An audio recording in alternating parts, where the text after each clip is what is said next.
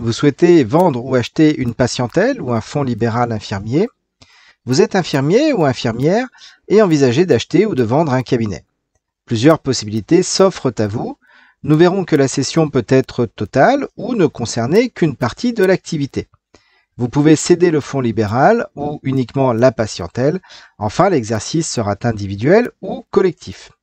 Tout d'abord, la cession peut être totale. Cela est le plus souvent le cas dans deux situations différentes. La première est le cas de l'infirmier qui part à la retraite.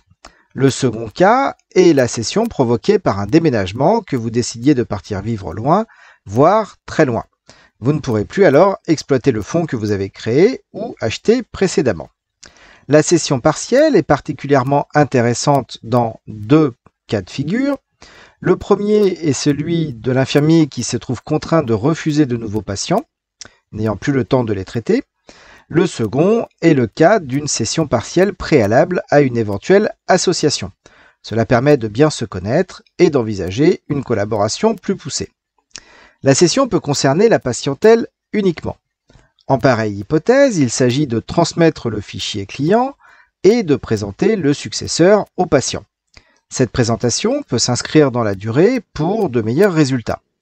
Il est à noter toutefois, et dans tous les cas, que le patient reste libre de choisir son praticien.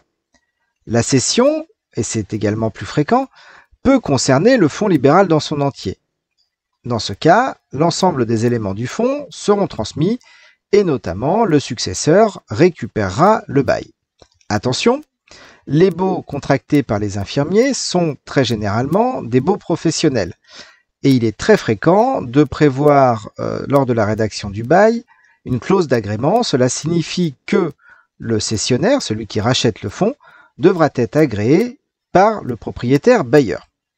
L'exercice peut être individuel, cela présente l'énorme avantage de la liberté. Il n'y a en effet de compte à rendre à personne.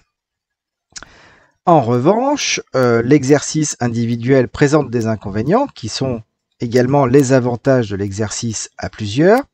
Il y a une dynamique de groupe, la possibilité de demander conseil à des associés et de partager les frais.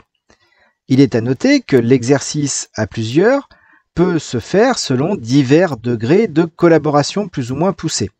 Cela va d'un simple partage de frais, par exemple pour le local, à un exercice en commun au sein d'une seule société. Il faudra alors voir comment seront répartis les bénéfices et qui gérera quel patient. Cela peut se faire par exemple par secteur géographique. En conclusion, il convient d'être particulièrement bien assisté pour ce type de cession, tant sur le plan juridique que sur le plan fiscal. D'ailleurs, à ce titre, il est intéressant de noter que depuis le 1er janvier 2022, l'achat des fonds peut être amorti fiscalement. Je vous remercie pour votre attention. Vous pouvez me contacter à l'adresse email qui s'affiche.